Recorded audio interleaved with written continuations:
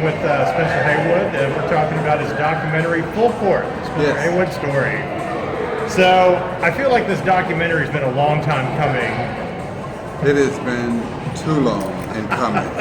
But, you know, it comes right on time because the Spirit tells you that you want it on my time or on their time, but it's on God's time or however you see it. And it came right now, and it's a good time. And being that everything is happening in the last year or so with the Basketball Hall of Fame. And so it's a good time, a good place that I'm in. Did you ever feel like you would make it to the Hall of Fame? Yeah, I always knew I was because I was available, and my stats and my numbers always took care of what I should have been. And I just recently had a sit down with Michael Jordan, and he was explaining that they should have had me in 20 years ago.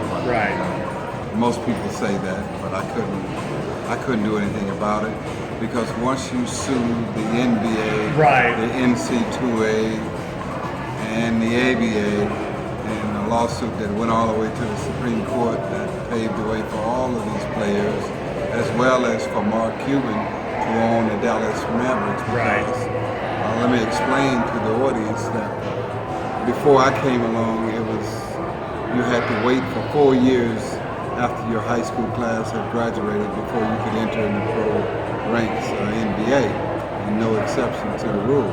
And when I broke that rule in 1970 with Hayward versus the NBA, U.S. Supreme Court rule, all of a sudden we had players coming in, Julius Erving, George Gervin, all of those players coming, Magic Johnson, Larry Bird, etc., Michael Jordan.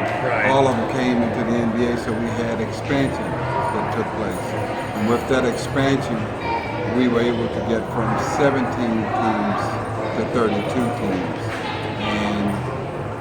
And that gave birth to a guy like Mark who was saying, well, he did it for the players, but not for the owners. And the owners got from $250 million team to today, from on the back of what I've done, to $2 billion a team.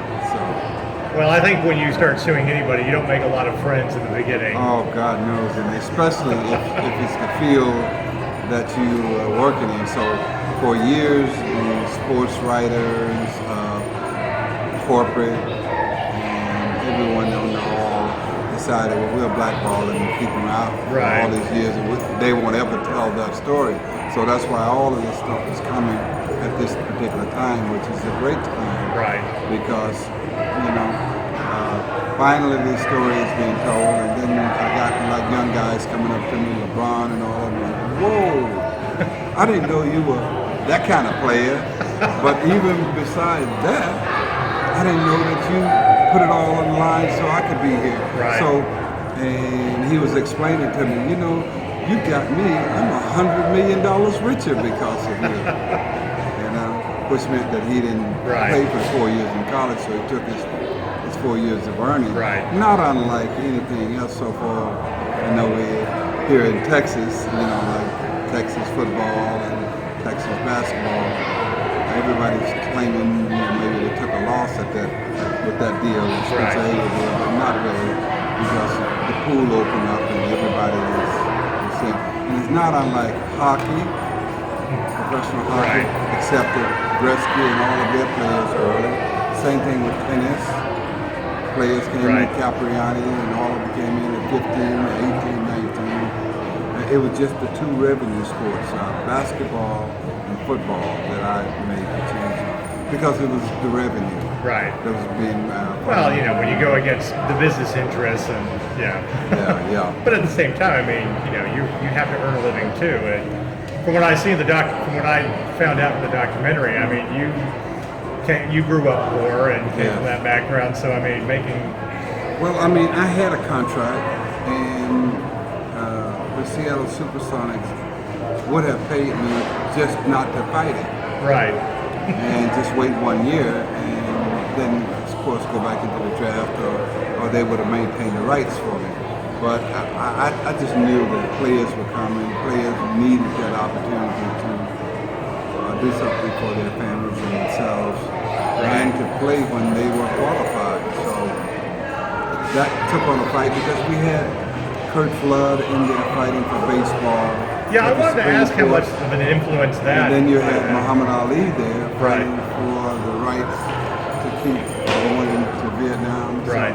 all of those, the three cases were there at the Supreme Court, and we were just, hey, I was 20 years old, man. I was like, I'm standing up for my rights, and I'm gonna change the system.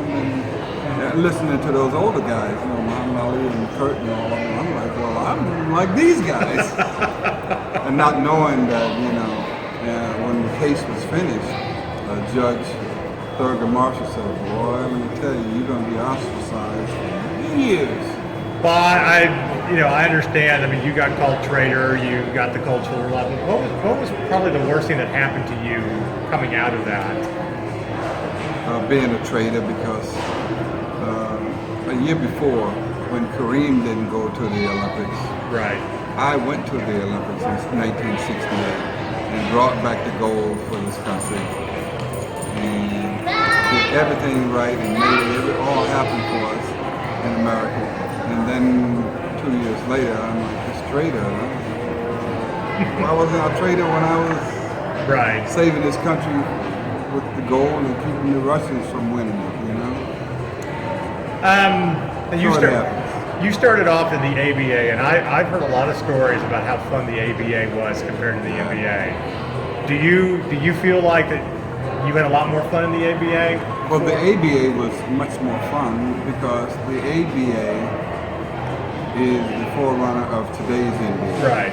And the only thing, once the merger took place, the only thing that the NBA kept or took, they took everything from the ABA, three-point shooting, the fast pace, the in and out cuttings and all of that, and the halftime when you see slam dunk contest, Right. three-point shooting contest, the dribbling contest, those are all ABA things.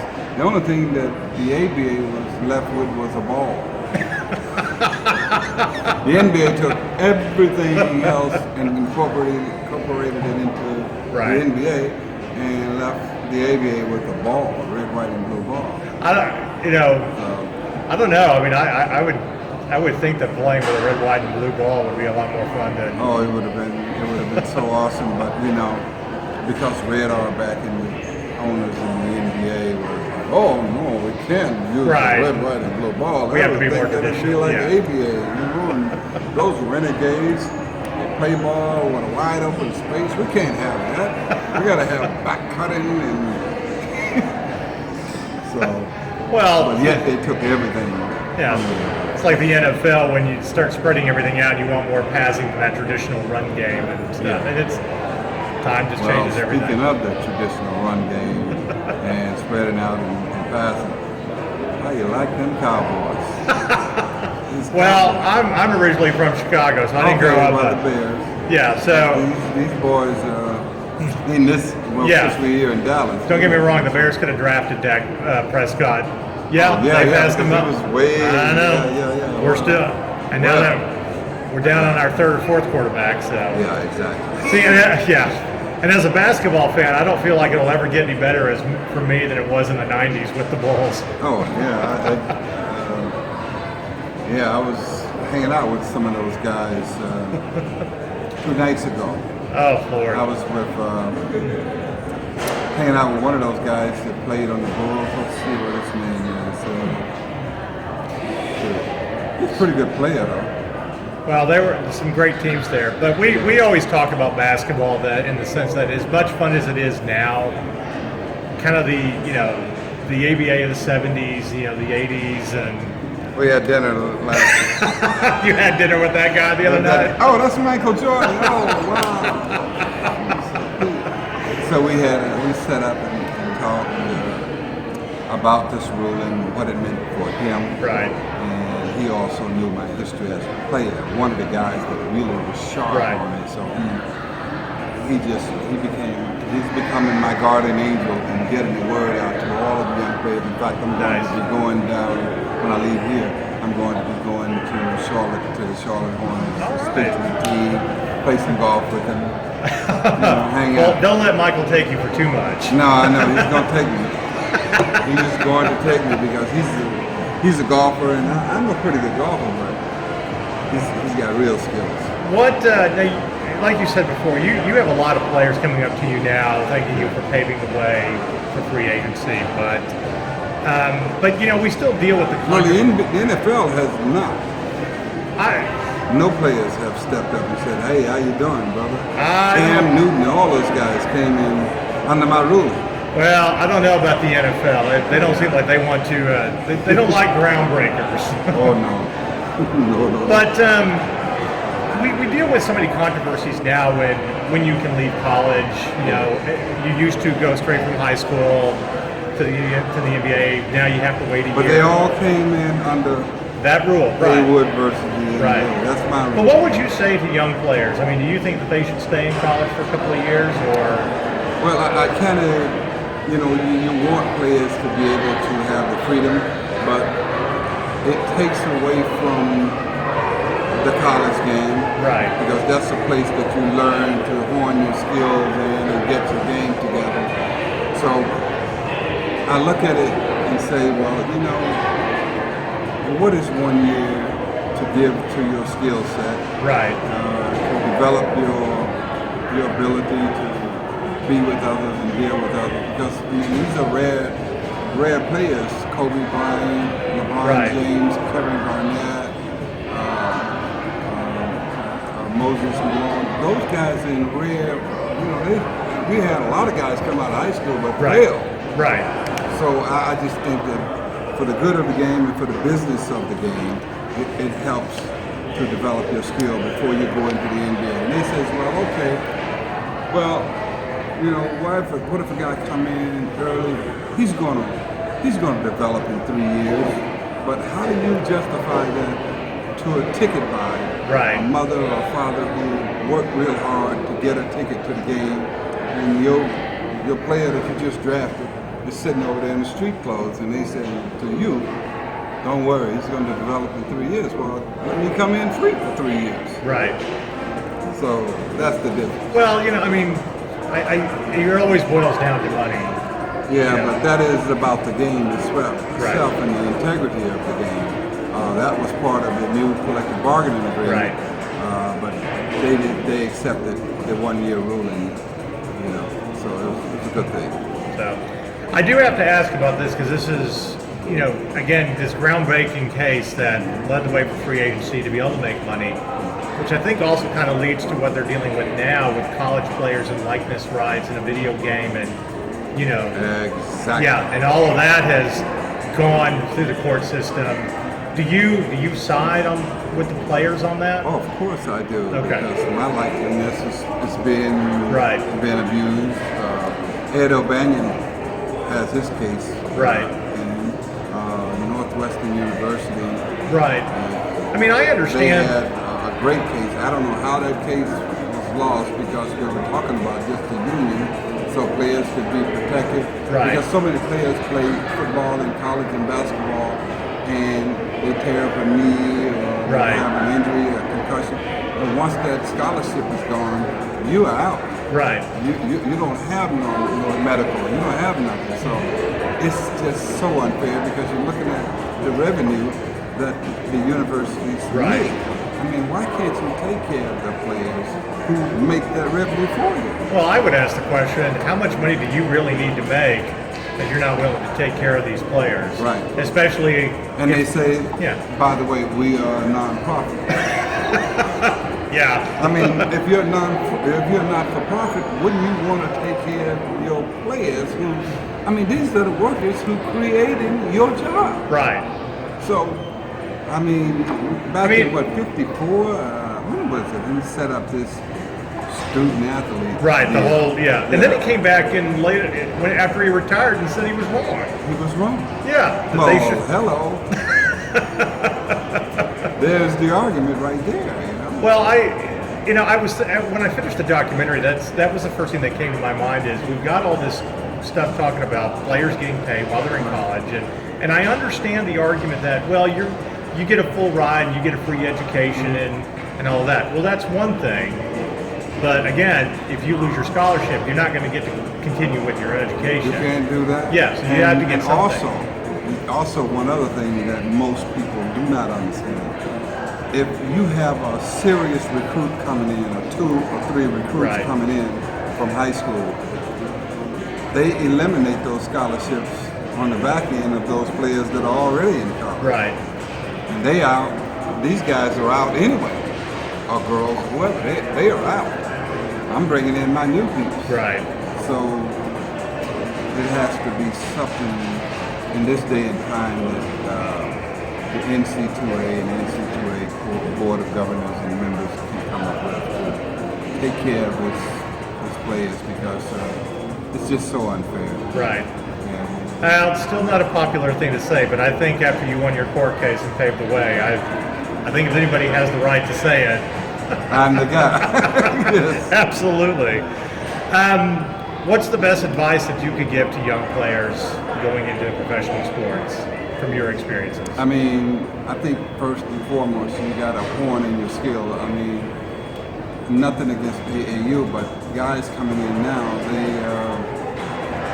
they have doctored video and all of that stuff, so you don't even know what the player's skill set and everything. Then they get into the NBA and they can't play, or they get into the NFL, they can't play, and they're wondering what happened to your basic fundamentals. That's where when everything breaks down, the players are fundamental. Yeah, this is the part where we would flash back to Hoosiers and Gene Hackman. Right. Giving them the skills. Yes, right. Yeah. Skills. Fundamentals. All right. So my last question is for our sports enthusiasts out there. In your career, who was the best player you ever played against? The best player that I ever played against, I would say Kareem. And I wasn't center, but I played against him, and I saw him play through college and through the NBA.